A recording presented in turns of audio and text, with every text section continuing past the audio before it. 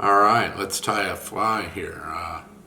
This is one of my go-to flies. I don't want to tie a whole lot of flies on my channel. On the San Juan River I catch a whole lot of fish on this guy. So it's a simple fly.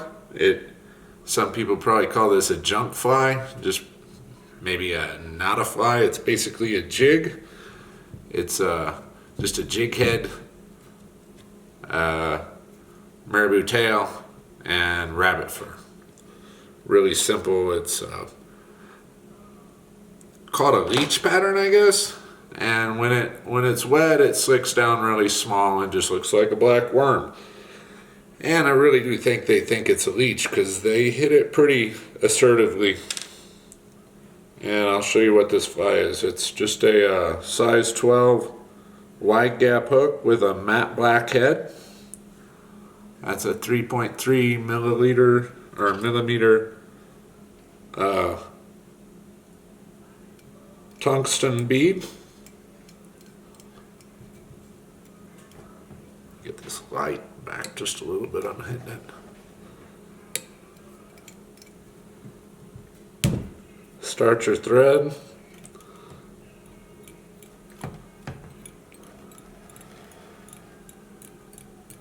Come back to the hook bend and just a little bit back from it. Okay, the tailing on it is just black marabou. I don't like to make these really very big because I think the leeches that they're actually eating probably aren't as big as a lot of the imitations people throw at them, especially in the winter. So smaller, and you know, in fly tying a lot of times less is more. I think this is one of those instances where I just get a small clump of marabou and tie it in.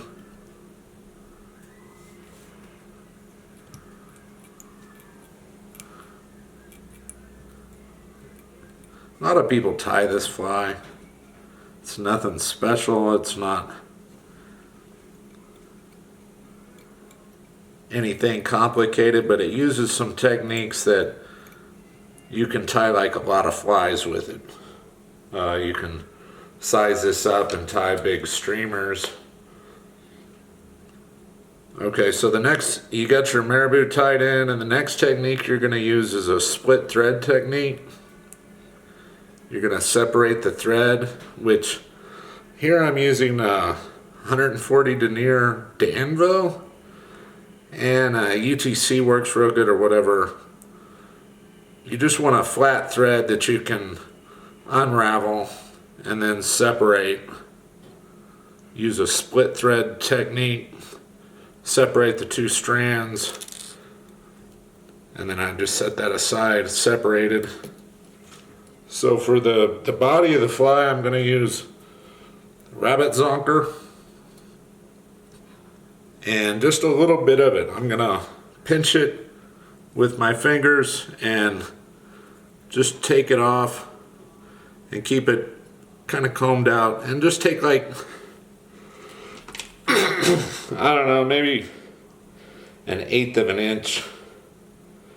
I keep this fly really sparse because I want it to go and slick down like a little leech.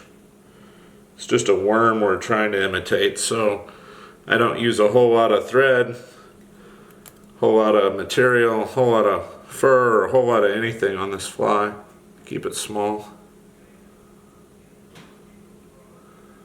So get the hair pinched in, and then I just arrange it a little bit so that the butt side isn't sticking too far out. And then spin the bobbin.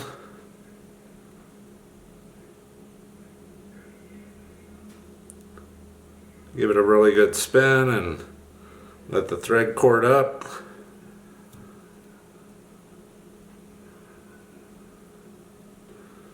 And eventually it'll start spinning that rabbit fur.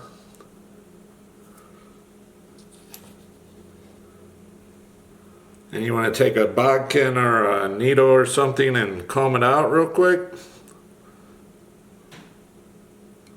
just to get it untangled, anything that got trapped.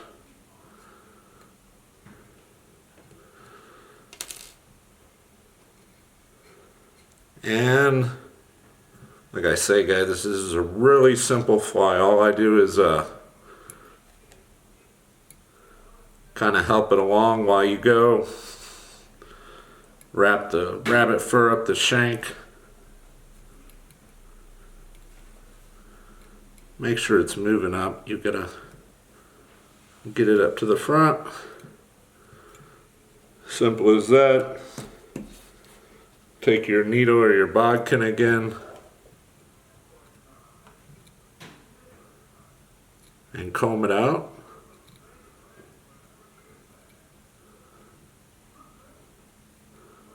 So you don't have a lot of trapped fibers.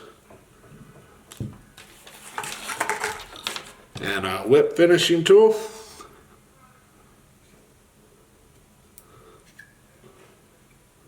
Put in a couple of 3-4 turn whip finishes. And that is the black jig leech. And this thing just crushes fish wherever there's fish. Like tailwaters that are kind of slow and have some silty holes. Crush fish with this guy. Thanks for watching.